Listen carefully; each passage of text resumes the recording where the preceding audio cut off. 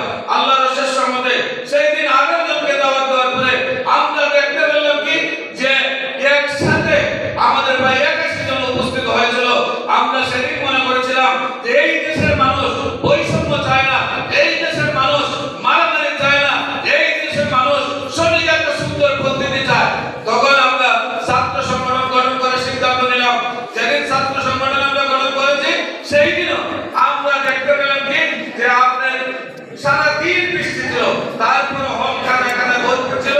আজকে এরপরে যে আমরা যুব পরিষদ গঠন করলাম সেই দিনও আমরা সেই ব্যস্ততার মধ্যে আমরা দেখেছিলাম যে হলটি খানা খানা ভরপুর হয়েছিল। আজকে আপনারা যেমনি ভাবে আজকে